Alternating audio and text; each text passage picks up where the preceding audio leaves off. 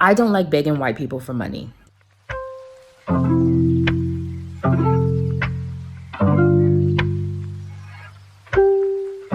I've talked about my work situation in several other videos. My work is like about 50 to 60, almost 70% of my life. And so when work is like stressful or work is like doing something that's like irritating me or pissing me off, like it affects like me. So when it gets to the point where I feel like I am in a situation where I'm like begging for something, it starts to get on my nerves a lot because I'm not the type of person that feels like I need to be begging people for something that I feel like I deserve and I feel like I've earned. I have a master's degree in professional counseling. I work as a therapist for a company that contracts with multiple ERs in the area, and I do their psych assessments in the ER. So whenever a patient comes in and they're like having a mental health crisis, suicidal, homicidal, psychotic, manic, whatever, I get called out to come out and see this person and assess them. Each person that I see, I get paid a flat rate per person that I see. I've been doing this same job for 6 years. 2 years ago, I submitted a very professional email requesting a raise in my flat rate that I make per person. So I was told, no, we're not going to raise your flat rate dollar amount because if we raise your dollar amount, we have to raise the amount that we charge the emergency rooms. So I was pissed then, but I was like, okay, fine, whatever. So a year goes by, COVID hits. We establish a contract with a new hospital. I was told by the marketing person, the person who is in charge of the marketing, who does all the advertisements for our business, who goes out and finds these ER contracts for us. He said, yeah, all these emergency rooms love you. You always come out. You always take care of them and blah, blah, blah. They love you so much.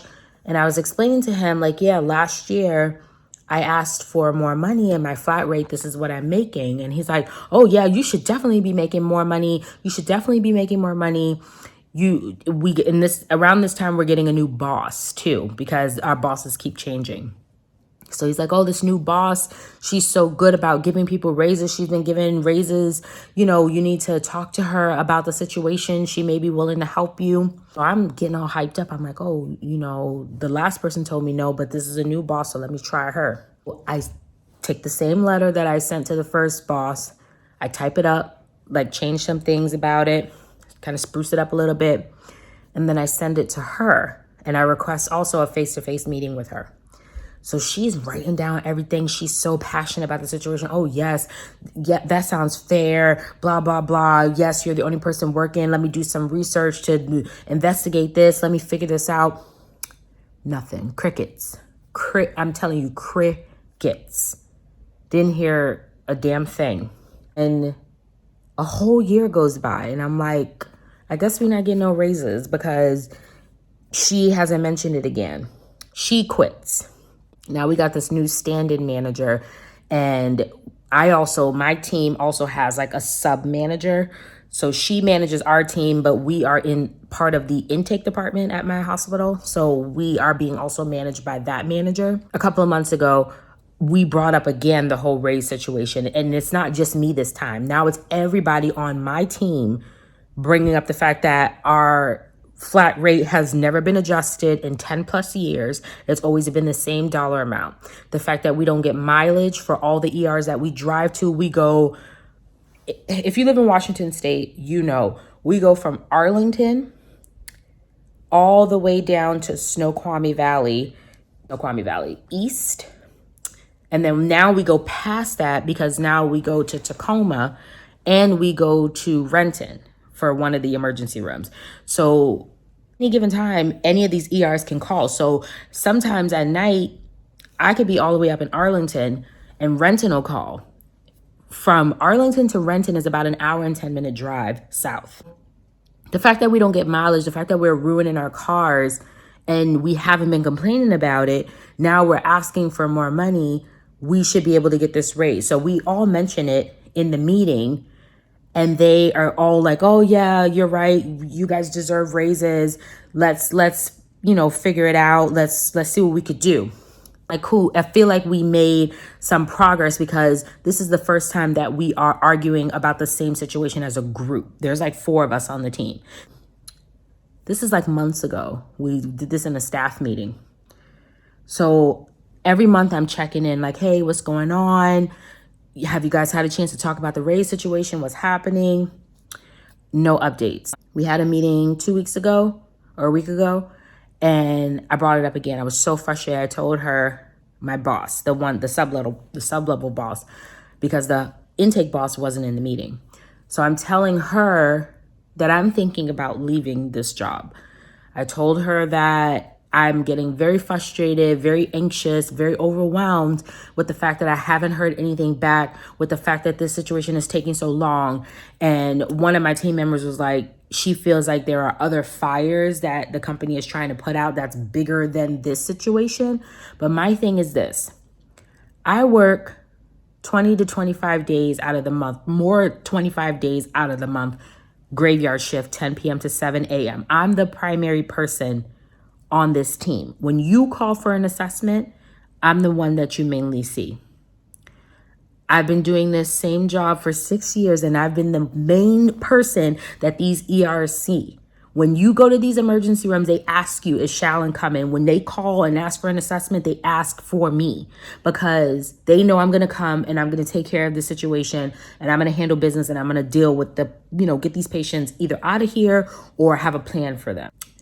And you're telling me that you're not going to do what I'm asking. I've been asking for this same situation for 2 years. 2 years. My thing is this: I understand that companies don't just give out raises. I understand that. I understand that getting a raise is something that you get, whenever you can get it. They've been giving us annual raises. So this, to go backwards, we also do psych assessments at our main hospital where I work.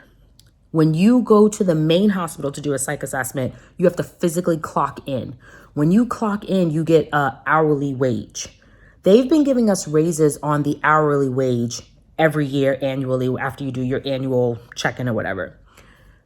I told them 2 years ago, I don't need raises on that amount because on the graveyard shift, I very rarely come up there to do assessments because people don't schedule psych assessments up at our hospital in the middle of the night.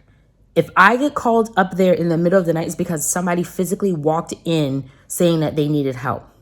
I keep explaining to them that that's not important to me. I would rather have a raise on the flat rate, which is what affects my paycheck, which is what I get, where my money comes from. So tomorrow I have a face-to-face meeting with the intake manager, and my sub-level manager is going to be in that meeting. She wanted me to do the meeting by myself with him, but I told her that I would like her to be in the meeting so she could hear what's going on.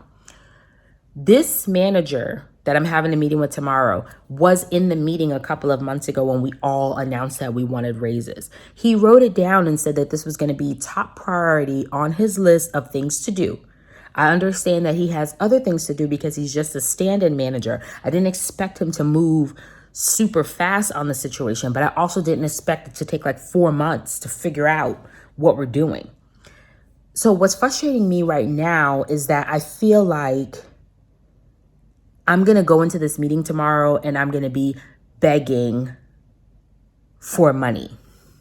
Do you get what I'm saying? Like, I feel like if you've asked for something so many times and they know what you want, why do we need to have a meeting? Like, why do we need to have a separate meeting to talk about something that we've already talked about? So now it feels kind of like I'm in a begging situation now, and I don't like that feeling.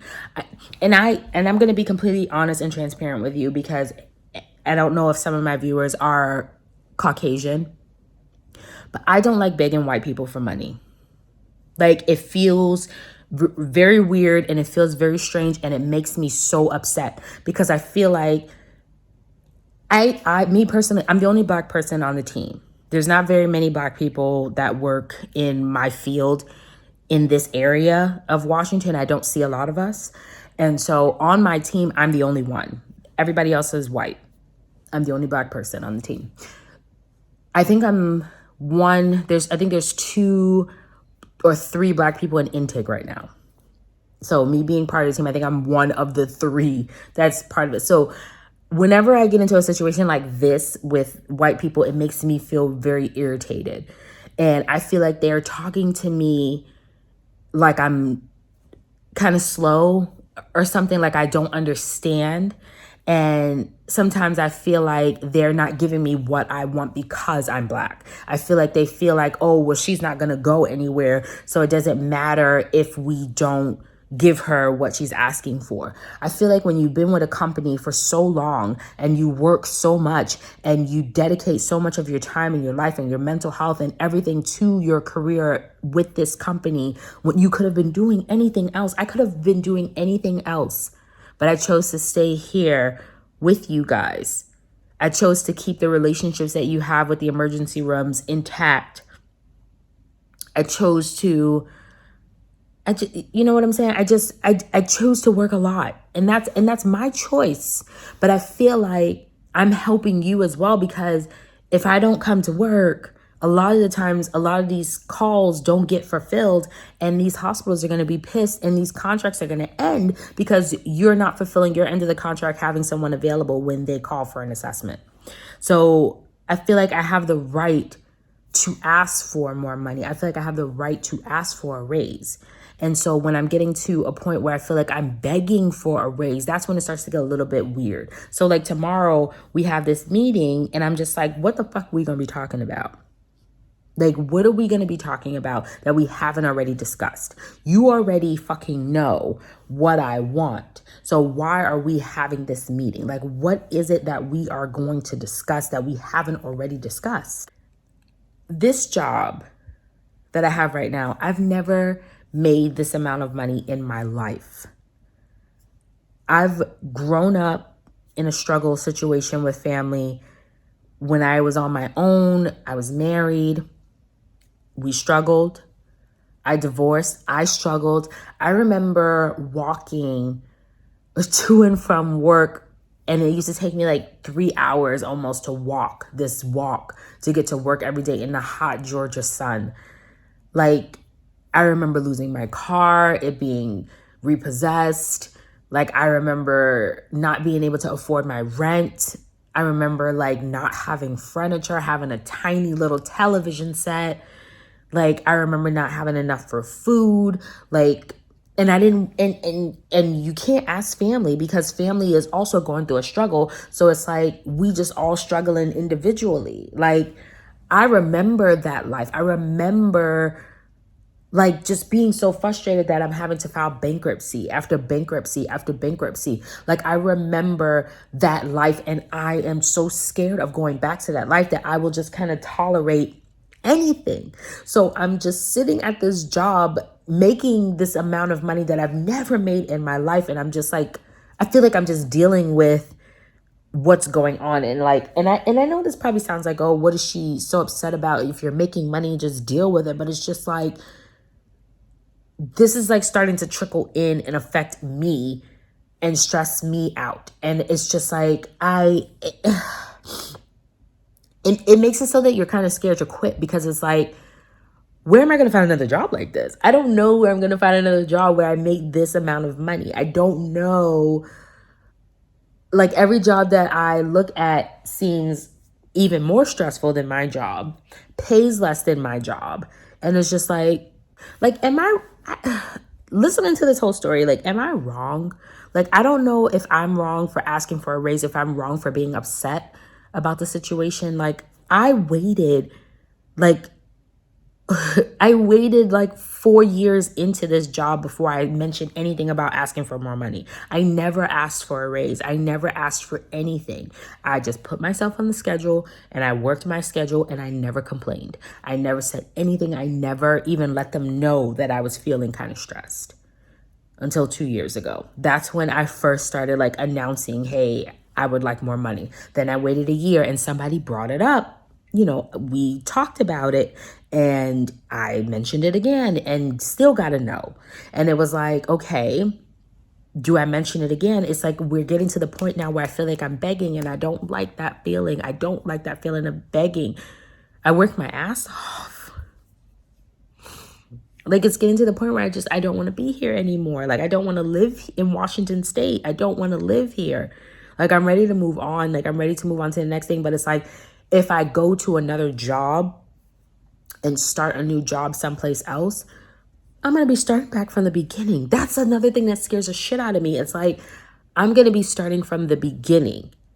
So I'm going to have to accept whatever pay they're paying. And I'm not even going to be able to negotiate and ask for more money because I don't have no kind of longevity in this job.